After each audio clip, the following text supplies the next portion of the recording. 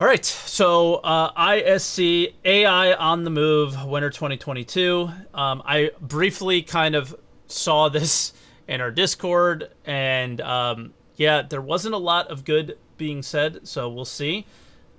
Again, I think there's two features. It's the DNA heads, character customization when, currently, like, there's not a lot of consequence to death or your character progression. Those things don't matter as much. I don't see many people customize their characters right now.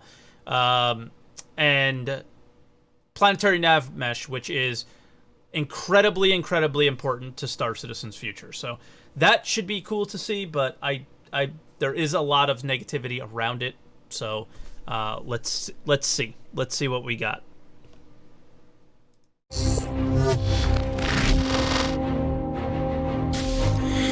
The DNA system is already pretty sophisticated. It allows us to edit our characters' heads in a very... There's two captions right now. So let's turn those off.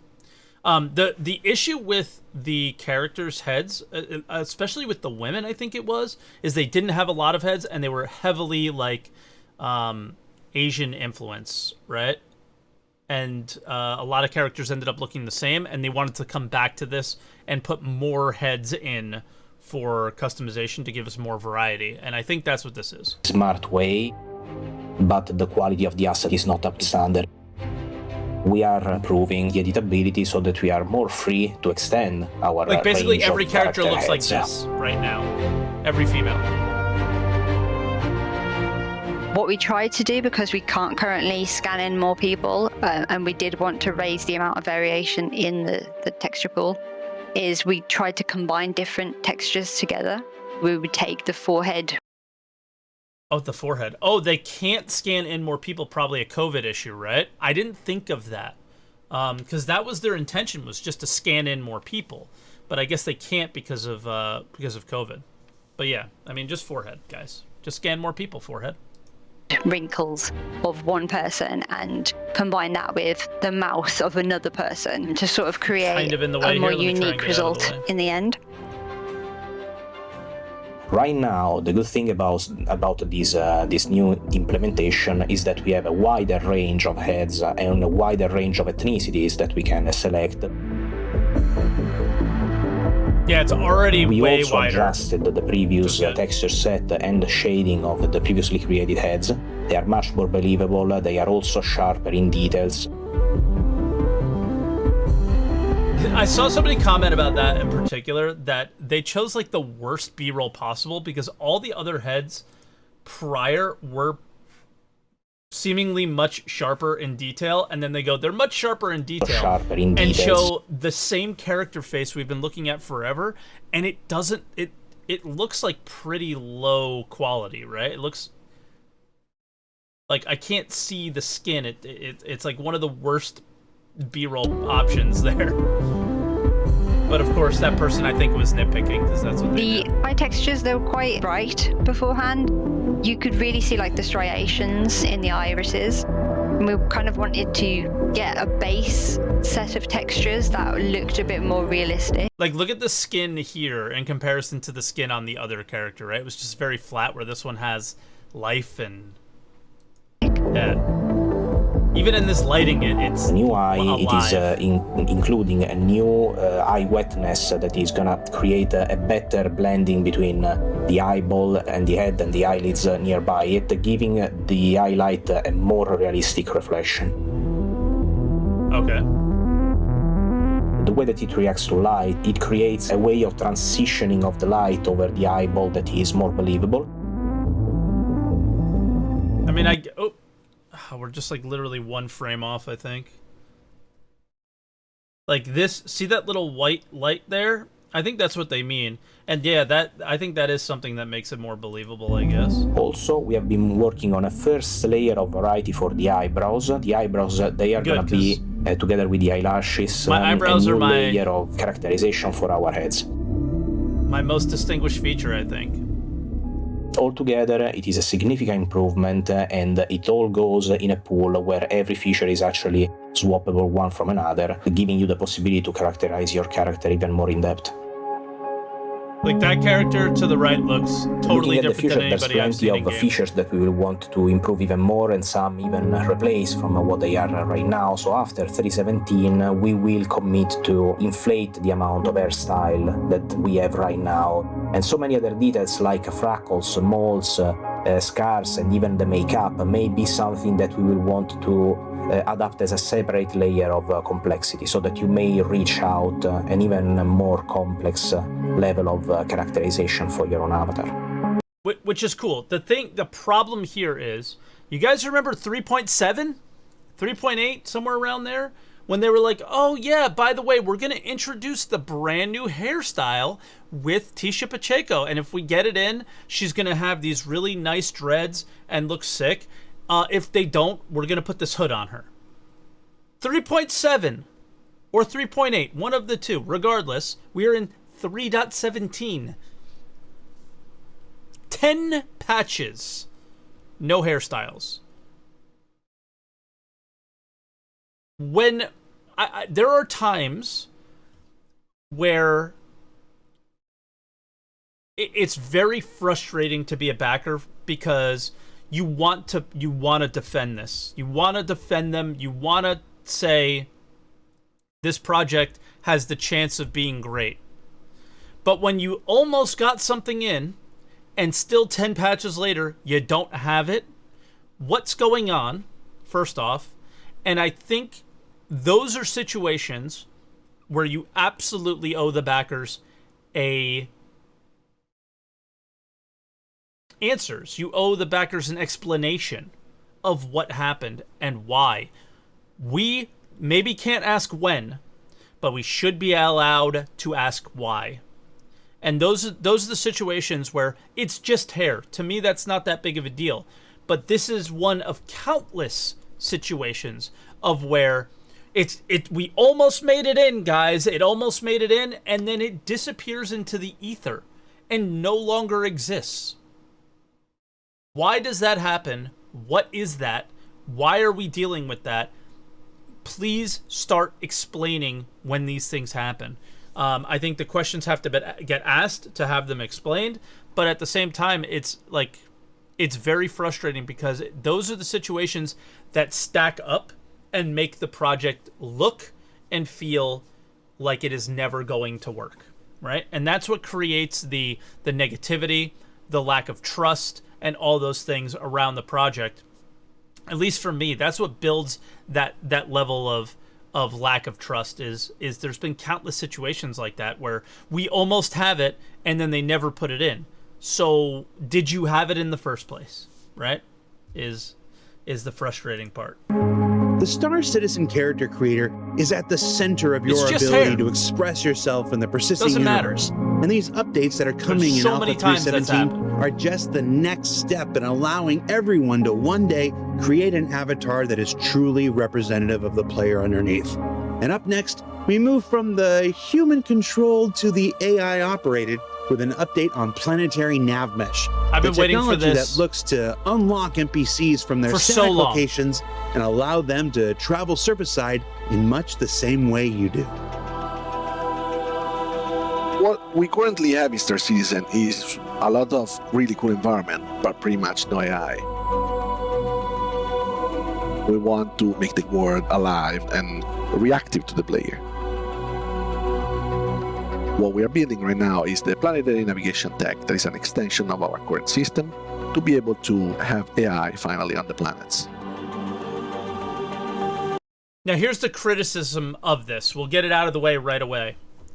Anything AI related does not work because we do not have a good tick rate on our servers.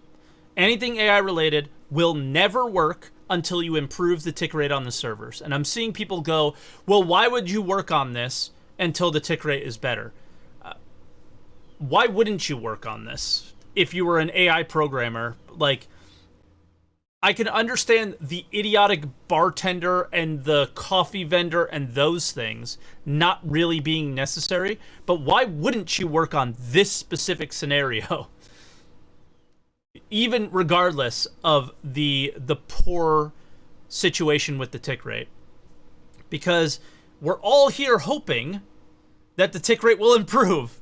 We're only here because we hope the tick rate will improve. If we truly believe the tick rate will never improve, why are we here? Why are we following the project? Why do we care? Because if it doesn't, the game will never work, and the game will never, ever have any level of success past whatever you consider its success right now, which I don't consider successful at all from a game standpoint. Sure, they successfully sold a bunch of pictures of ships and made really cool looking planets with not a whole lot to do on them because this doesn't exist.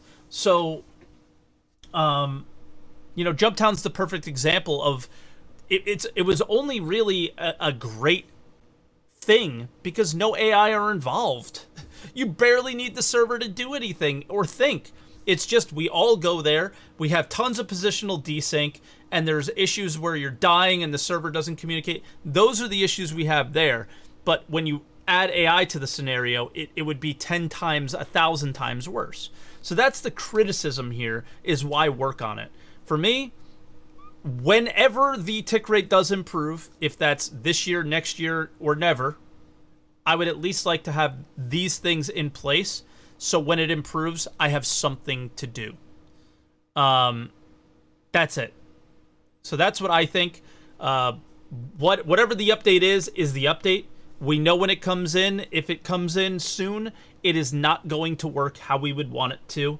But for me, programming things and coding things into the game that are intended to improve the actual gameplay at some point is way better than a coffee vendor, way better than another planet, way better than another picture, way better than another ship. And that's just what I come from with this. With Planetary Navigation Mesh, at this stage, we are at what we call phase 0, the engineering phase. We are moving from a flat structure of the navigation mesh, where we assume that the environment is flat, and now we are converting the information that we have about our navigation mesh tile into a curved environment. We have this generation process. I guess because every game is just a flat level, right? And now this thing is an actual curved moon or planet, so it's probably maybe a bit of a challenge. I don't know, but yeah, the phase 0 thing. I think they're trying to fucking realistically set your expectations. Process of the tile. We have the connection of the tile generated, connecting it with the other tiles existing in the planetary navigation mesh, and also improvements on the Pathfinder to be able to use all those tiles. So what the AI system does is it gets this information from physics, so it gets told when specific patch are built and created, and then we use this information from physics to actually generate a very detailed nav mesh on the planet, and we try to generate it around the action that happens. So if the player lands in a location and AI are around, then of course we try to prioritize that part to give us the information that we require to actually make the gameplay happening. Okay, so I think what he's saying is the nav mesh won't be everywhere all the time. It'll only be where we are, which sounds really problematic when it comes to like servers and stuff, because if this comes in and we don't have server meshing, it's just bogging the server down even more. We are doing this dynamically because our planets are too big, and at this moment there is no power and even memory enough to do this statically at the export time and to have all this information to read and to use it.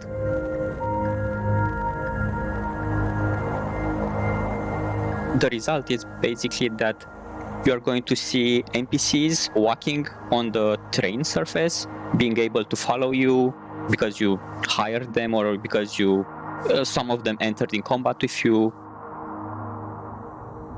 In the future of Star Citizen, what people will experience is an alive world where NPCs can actually roam across the planet, move freely between structures and very natural environment, where the environment... See, this is why people say you make promises, right? What Star Citizen will be is this thing that we have yet to prove if it could be. And that's where people come with the word promise.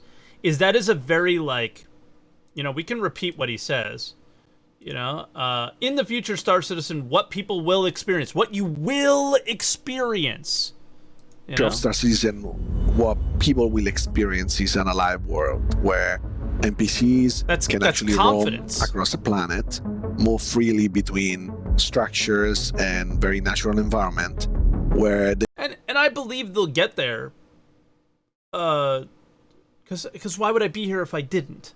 But the thing is I think setting those expectations creates the unrealistic timeline of it. The environment is filled with fauna and animals that can actually move and, you know, use information of the environment, like feed out of the environment, or, you know, drink water from a river. And this will really be a game changer, because it will really make players experience a world that is alive. He doesn't say date, it doesn't matter. Environment that they need to explore. So for when it's coming, this is still in discussion, but the door right now is open for he literally just set a date. 319 release of the first missions that might use this technology. He literally just said the date. Okay. Why do they do this? Why do they do this? They literally just went and threw themselves out there and said, we're not going to post anything on Release View for the next few quarters because it's a bad thing. And then they literally put it in the next ISC and do the exact same dumb shit that they said that they weren't going to do. This is so stupid. It's so stupid. It's so contradictory to the things that they do. It's so dumb. Holy crap. ISC is one of the, like, the worst offenders for stuff like this. It's so bad. Like, like you throw yourself under the bus, everybody hates you for doing something, and then immediately 2 weeks later, what do they do in ISC but throw in a potential date, which is exactly what the roadmap would do with the release view. He literally just made a release view card on ISC that everyone's going to make him stick to, and that they're not, even though he said we're hoping and all those other things, right?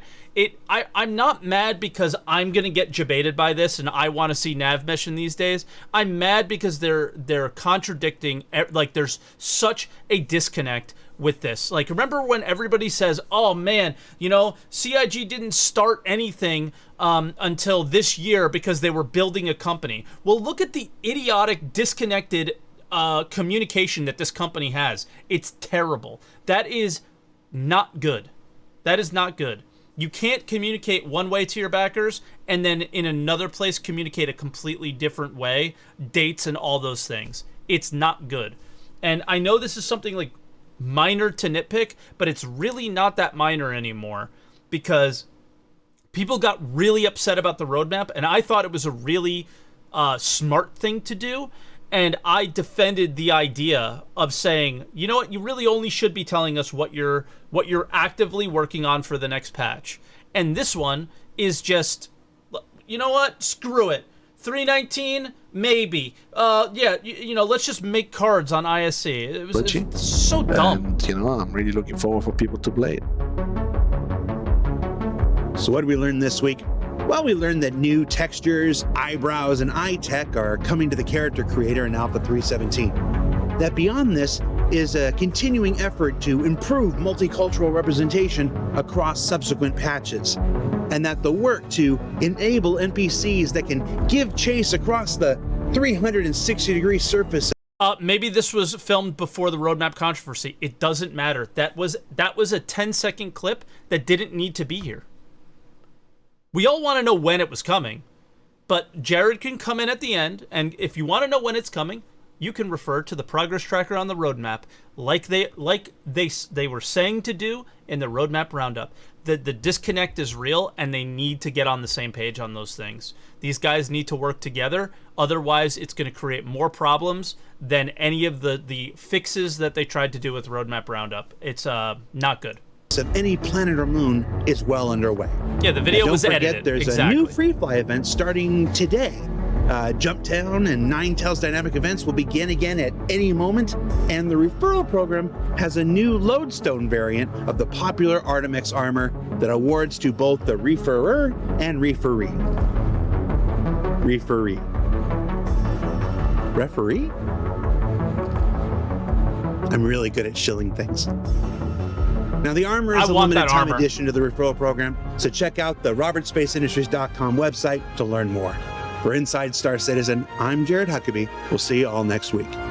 It just comes down to, after 9 years, you should be able to be on the same page with something that major that happened just a few weeks ago. And if you're incapable of doing that, you're incapable of being on the same page at all. And that's how I just look at that as like really, really problematic. So, yeah, it is what it is. But that's how I feel about that. It's nav mesh is something that is super, super, super important, but it's not going to work well until the servers work well. So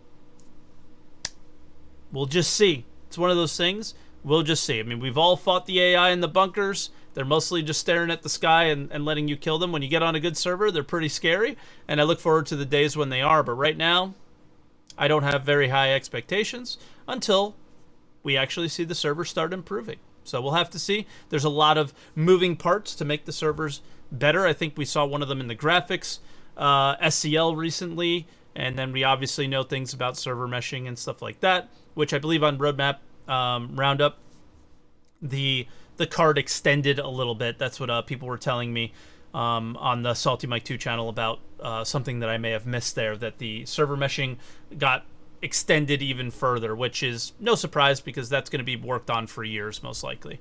Until the end of where they're showing is where it extended out. But anyway, guys, that's going to be that for Roadmap Roundup, I guess. Or no, ISC, excuse me.